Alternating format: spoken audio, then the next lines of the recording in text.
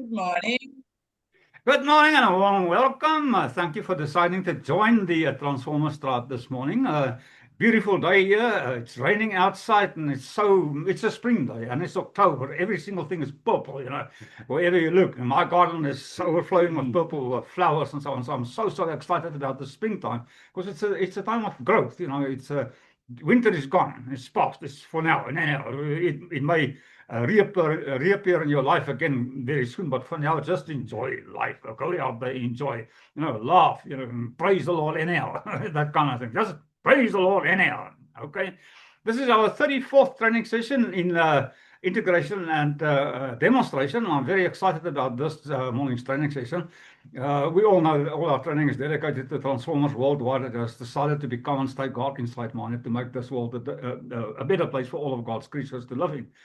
We've been working on a series on Joseph and see how we can relate to his journey from the pit of betrayal, rejection, slavery, thrown in a jail, and out of that he became the minister of Egypt. He became a very well known and a very wealthy man in the process. But he first had to be in the pit where his brother stripped him of his coat of many colors.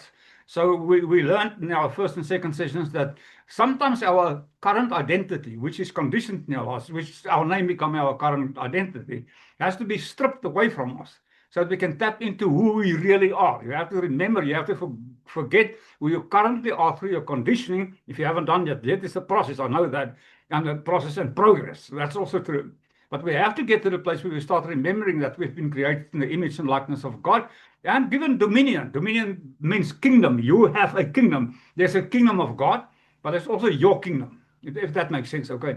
Now, over your kingdom, you have been given dominion and rulership. It's your dominion, it's your kingdom, but you have the right, God-ordained right to rule your universe. So one of my affirmations, I chant it in the mornings, to say, I command my universe, I release prosperity and purpose in all my interactions. Now, there's a twofold reason why I'm doing that. Number one is I'm releasing prosperity, but number two is I declare I have purpose in this specific day. So every morning when you wake up, you start working your day, you ask yourself, what is my purpose for this day? And your purpose will underline the idea of your intention. There's just a little bit different between intention and purpose, because many people have intentions, but they don't live that intentions. Okay, so your purpose is to fulfill that intention you have for that specific day. So that's your purpose.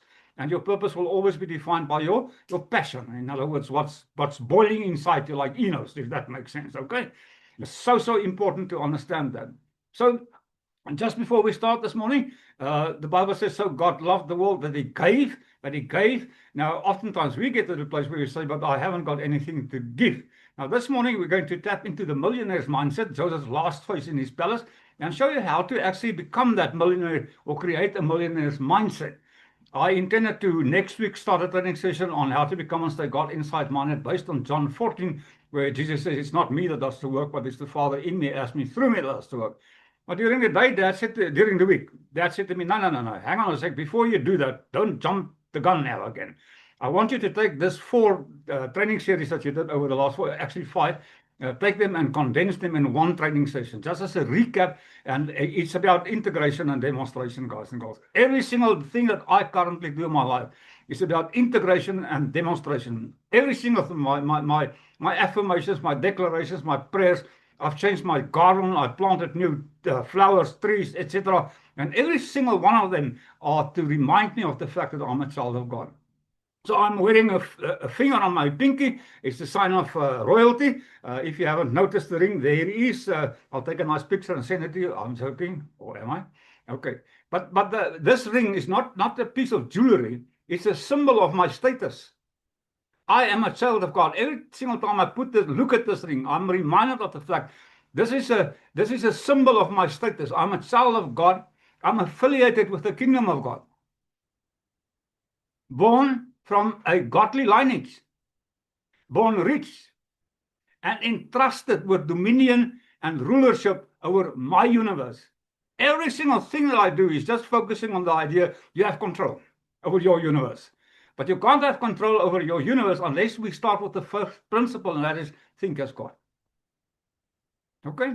Because oftentimes we command stuff, but it's on our own power, and then it fails. There's a lot of struggle and so forth. But the moment you start depending on the God inside-mindedness and allow the Holy Spirit to go out in front of you and make your way for you easy. Of course, you still have to do things. Yeah, definitely so. But your way will be easy. That's the idea. And that easy. This morning, well, during the course of the week, Dad shared with me the following idea, which I just want to throw in before we jumpstart our training session this morning. Already started.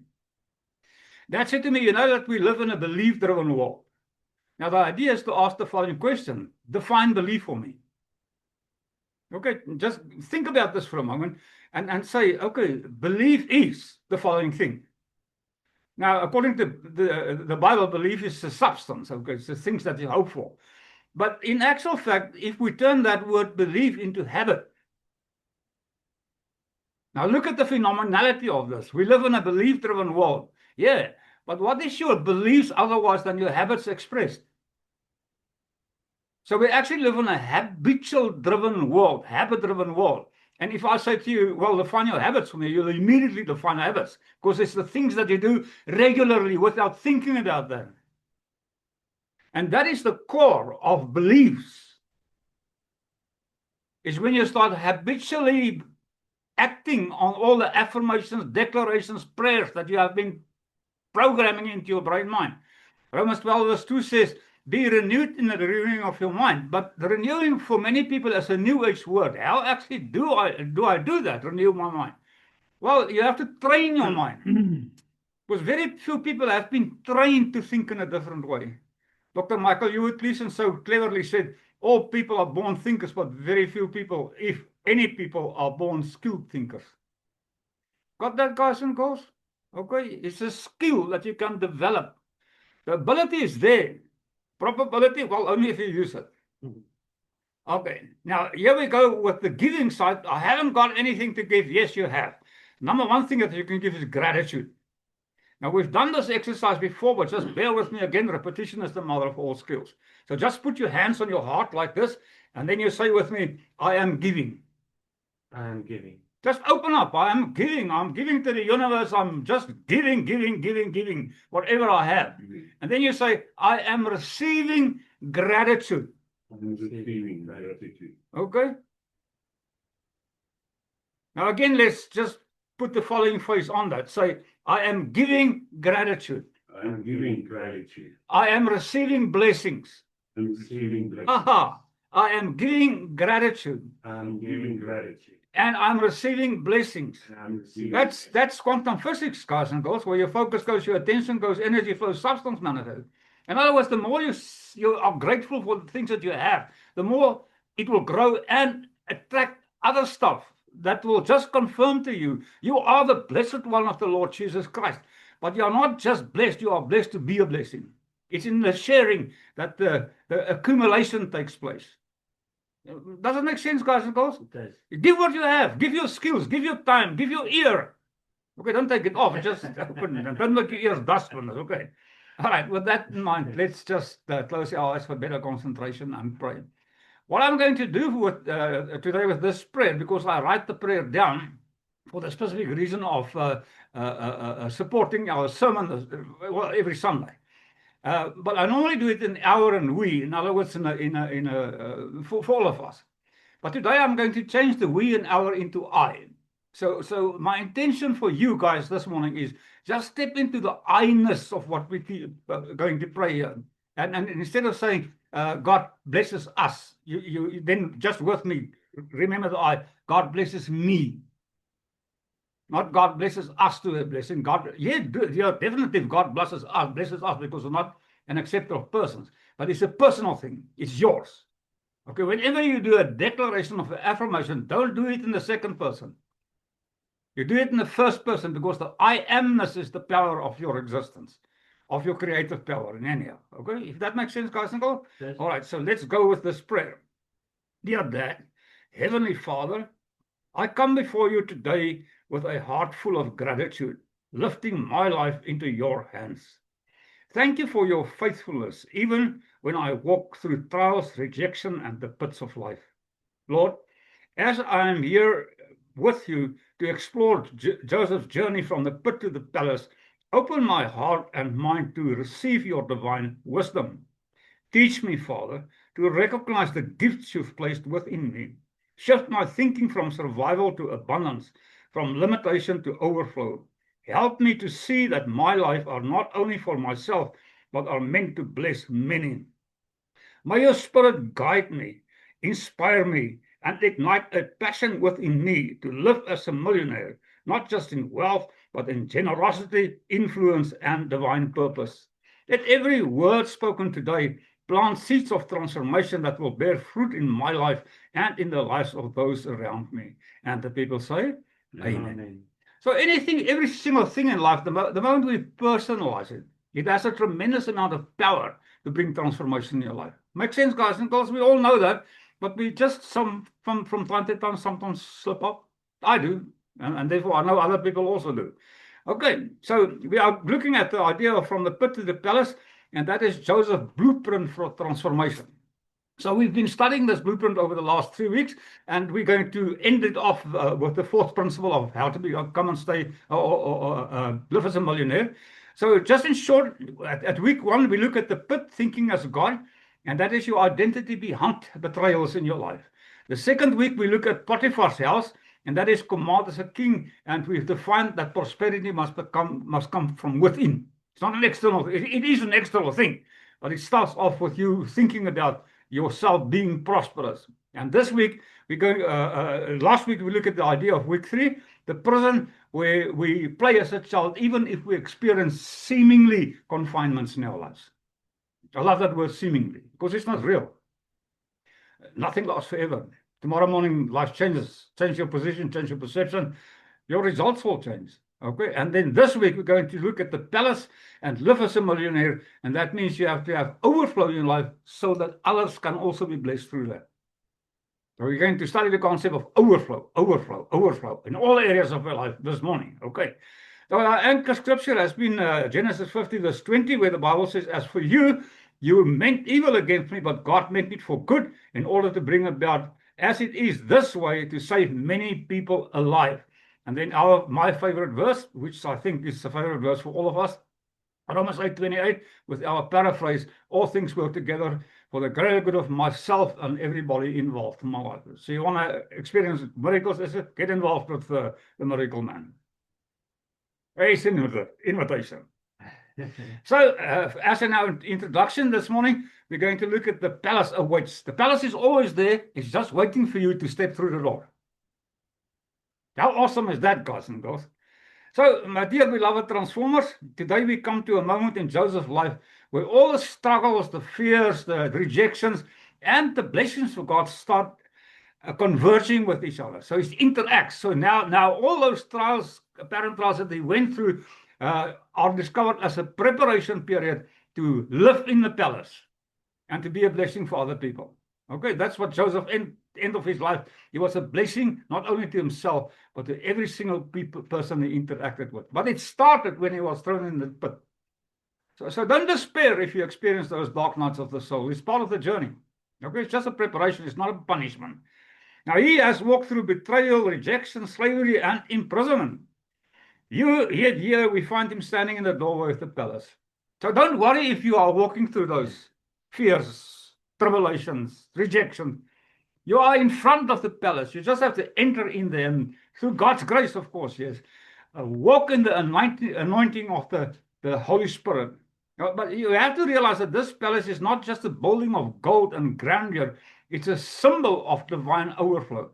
So if you enter into this palace, the kingdom of God, you have to prepare yourself for the overflow. Are you going to be a wise steward of that when that overflow starts coming in? And I'm not only speaking about finances. Yeah, yes, I speak about finances also because it's important in our lives. We sort of, between brackets, needs money to buy groceries, put juice in our vehicles, etc. So it's part of our existence. But we have to be wise stewards of our time, our mindsets, our gifts, in other words, so that we can develop it to help other people. Look at me. Let your story become a beacon of hope for other people that's going through struggle in life and struggle with life per se. Okay. So Joseph's life tells us a story not of survival. That's the key. Because the moment you look at these people from Moses to Paul and Silas, Jesus on the cross, etc., you think about struggle, you think about survival, but that's not what their lives were about. Their lives were a life of living in abundance, even while they were apparently in a prison. They lived the life of abundance. They had an abundance, prosperous consciousness, and that took them out of that apparent confinements that they were in, just the preparation period. Okay, so Genesis 50:20 reminds us that even though people around you meant it for evil, God meant that specific thing to work out for the good of you and all that's involved in your life. How awesome is that? I mean, Jesus hangs on the cross and the people start laughing at him and saying, heal yourself. And then he reacts by saying, Father, forgive them. They haven't got a clue what's going on here. I know it's just a preparation to go into the Christ consciousness. You see that, guys and girls? It's just an attitude. Your attitude will determine your direction, and your attitude will determine your altitude. All right? So the palace represents the point where your gift and God's plan come together. Every single person has talents. In other words, gifts, spoken in our current language. We have a gift that we can share with the world. Now, the first thing that you have to do is you have to identify that gift. And if it's not developed yet, you have to develop it and share it with people. Now, the greatest method in developing the skill is start sharing it before you are ready for that. Don't get things perfect. Get things started, my beloved transformers. Wow. Okay. So today we will focus on the idea of living as a millionaire, not merely in finances, but in all areas of your life. And primarily I speak about influence, creativity, and perseverance. I mean, that's part of a millionaire's mindset. They are creative. They think about different things. Way back when I started the business group coaching club, I said to the people, if you're in business, you have to remember, in a world of gray marketing, you have to wear a red jacket.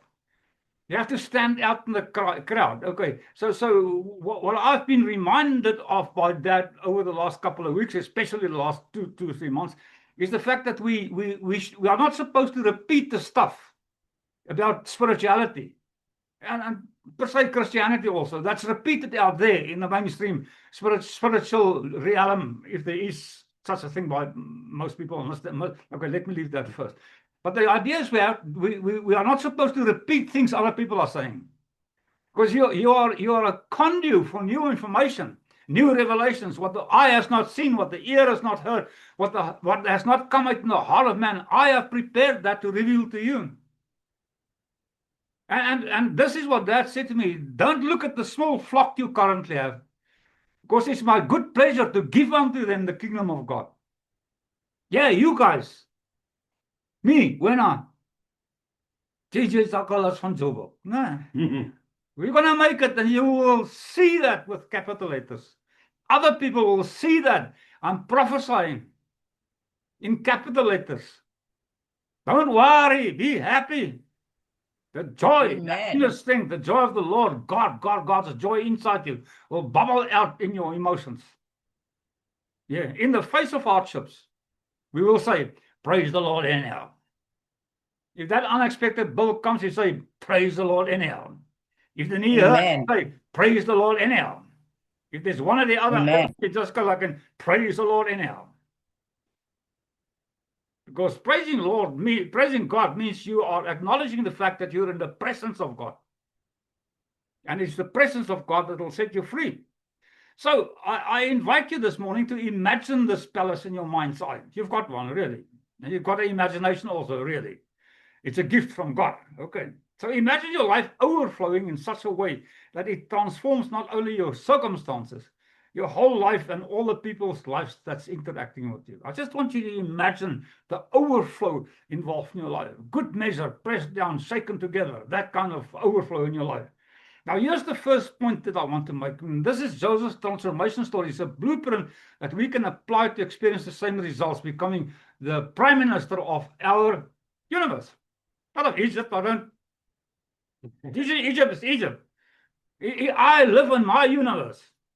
Surely it influences other people, but I mean, I don't make people to interact or act in the way that I intend them to. No, I influence people by my presence. Geez, look at Orchid 4 weeks ago. What happened to you? Stella said you've shed 10 years of your life in 2 weeks' time. It's God. It's the presence of the Lord.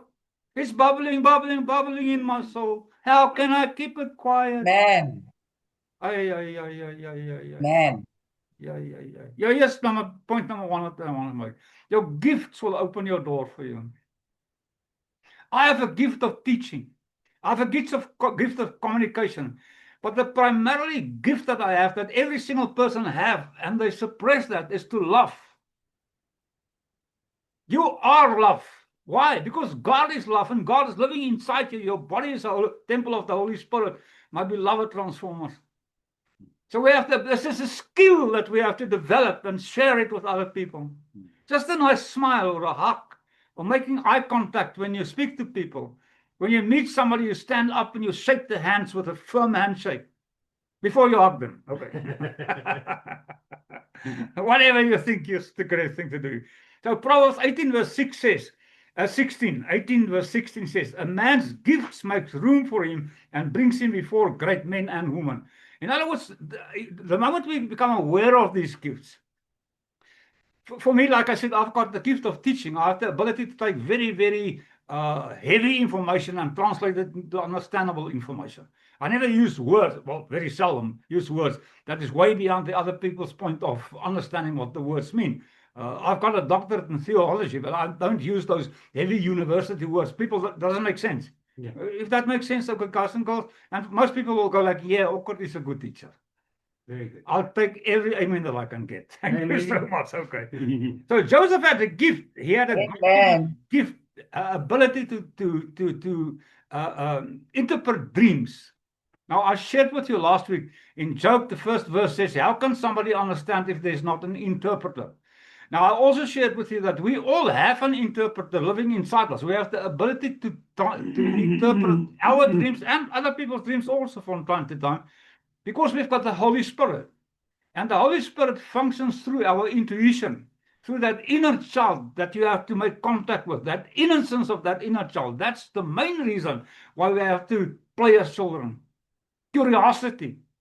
Oh, wouldn't it be wonderful if I, whatever if I can be.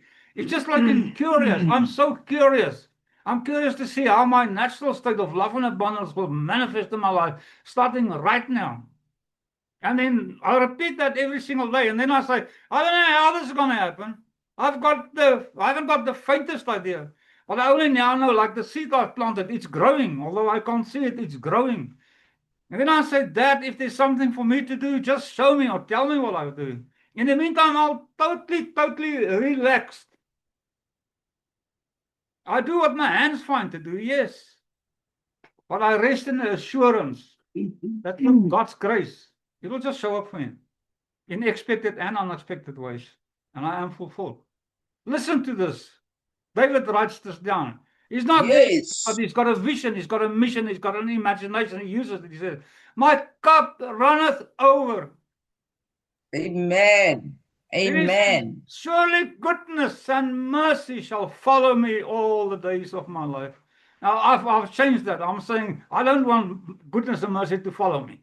So I've changed that sentence structure. I said, surely goodness and mercy will be with me every single moment of my life. My cup runneth over. Yeah. Amen. Runneth over. And what do I do with the run over? I share it. That's right. You can't share from an empty cup. The moment your cup starts running over, share. Love, joy, peace, happiness. Yes. Amen. Joseph had a gift. And this gift was not merely for himself. It was meant so that he could help other people. He shared his dream with the baker and with the other guy in that prison, with the cupbearer and the baker came to him. And he said to them, okay, this is what's going to happen to you. And then he says something very, very empowering that we have to remember. He said to them, but if you get out of jail, you have to remember me. Remember where this all started. And then what happened, they got out of jail. The one person remembered him, and because of that remembrance, he became the prime minister of Egypt.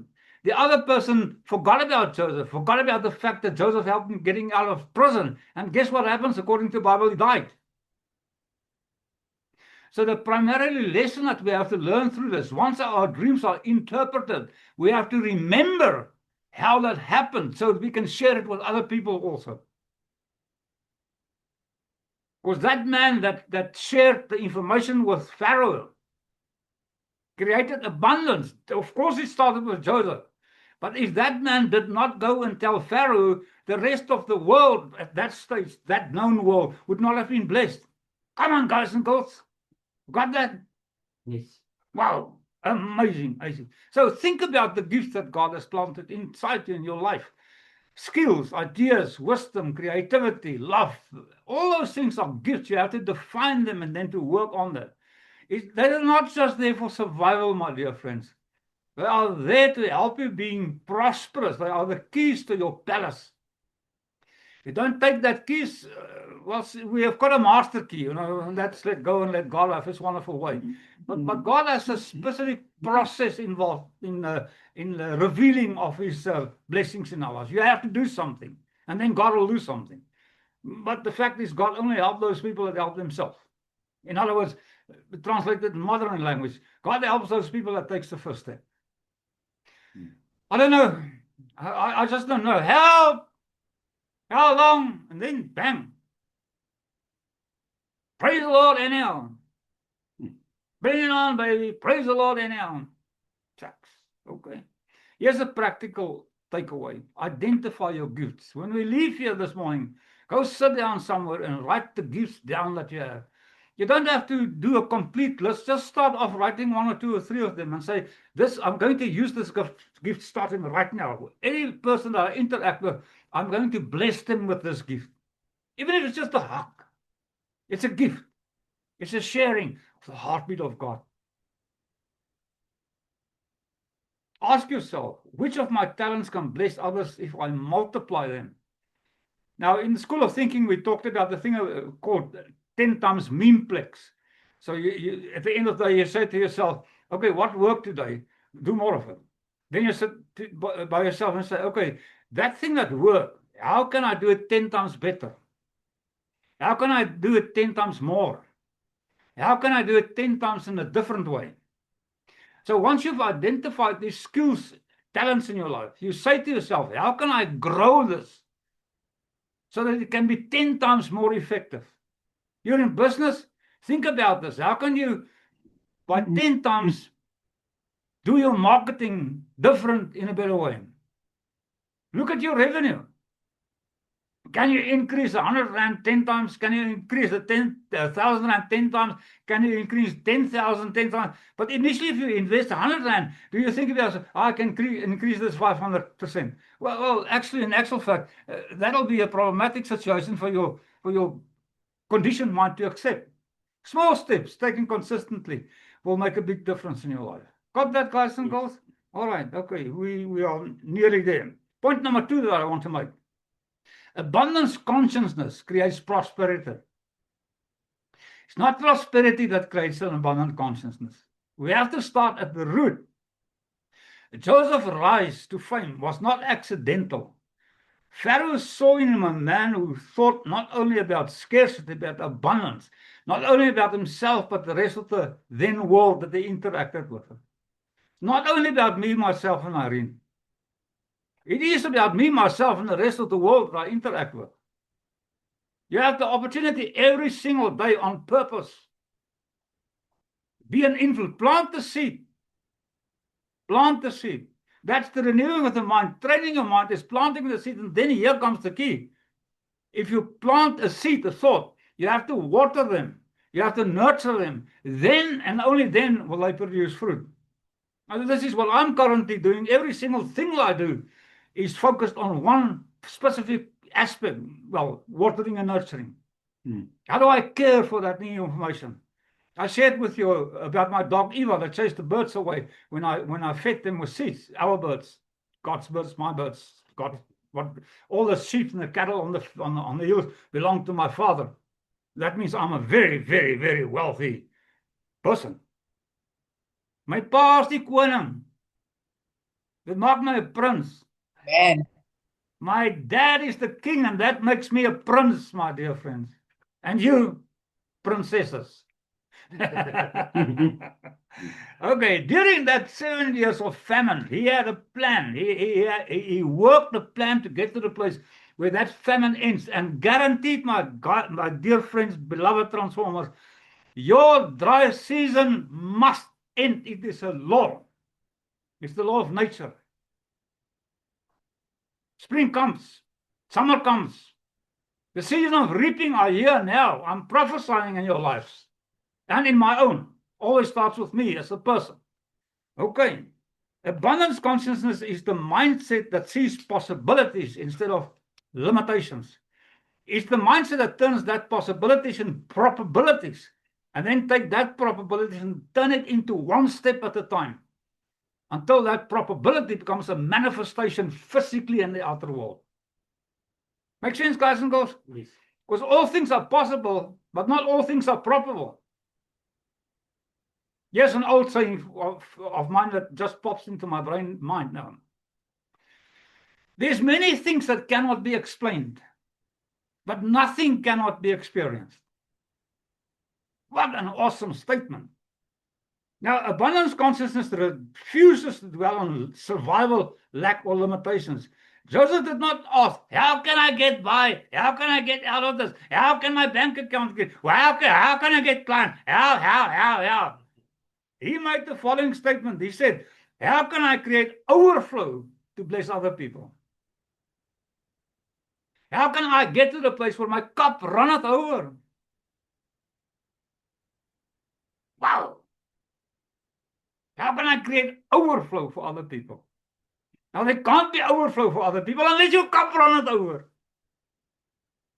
It's a phenomenal teaching this morning, guys. So when you live from It is, eh? that will be reflected in your life. Your energy, your creativity, your generosity expands. Because you know, there's lots and lots. The cup will never be empty because there's a continuous inflow of God's provision in life. God is the substance and source of all your supply. My dear beloved friends, scarcity narrows your vision. Abundance opens doors never even imagined in your wildest dreams. Remember Ephesians 3:20? God is able and just to give you exceedingly above that which you may ask, pray, or even think about. Your wildest imaginations, in your wildest dreams, God has the ability, the capability, not only the ability, the capability to be beyond your imagination. It's your birthright. This ring is a symbol of my status. I am a child of God. I am affiliated with the kingdom of God. I am born from a godly lineage. I am born, dankie Lana, I am born rich. And I have been entrusted with dominion. God has given me a kingdom, my kingdom. He not only gave me a kingdom, he entrusted me with the power to rule that kingdom. Now, I've got a question. We're nearly there this morning.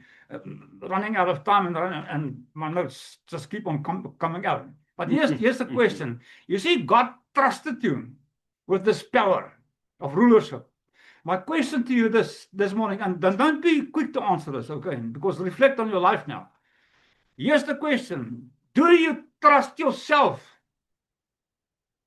to apply that entrusting of the power of God in your life?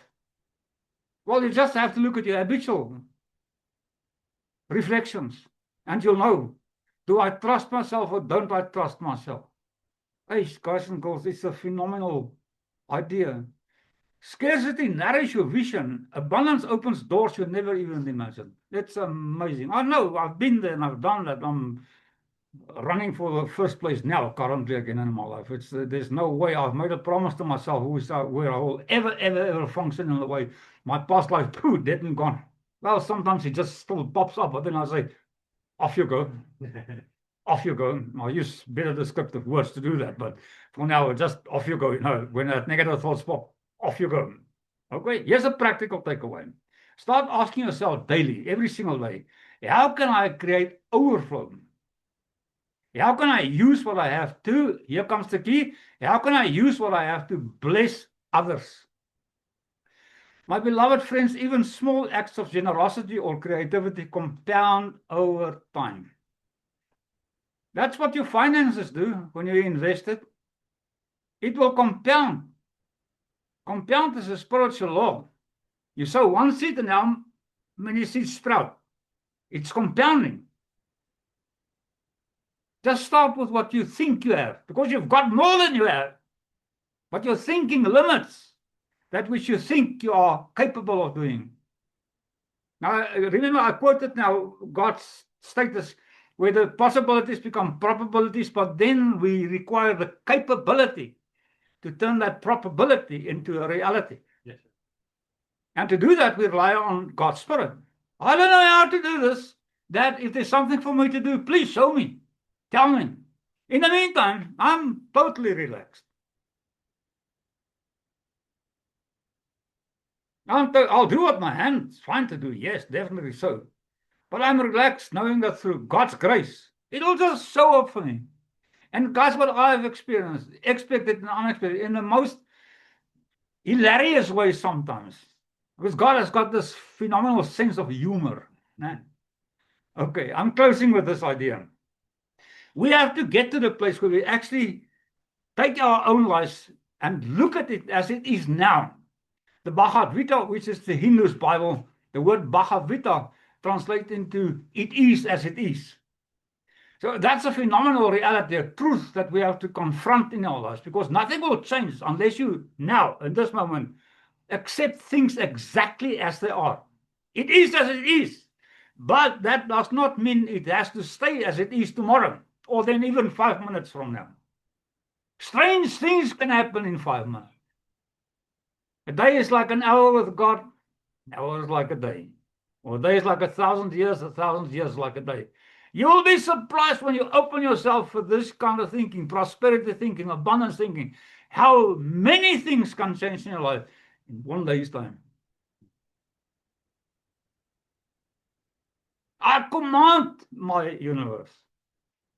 I release prosperity and purpose. Don't miss that. And purpose in all my interactions.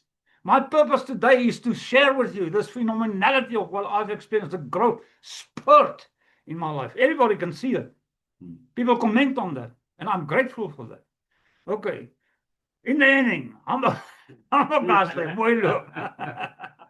bless you with a manifold blessing, and I receive that back to myself more than enough. So excited about the fact that we could spend some time together. Love you to bits and together again. All right, okay. Amen. Love you too. We love you too. And I'll see you next week on Sunday. Don't hesitate to contact me if there's something that you need me to help you with. Okay.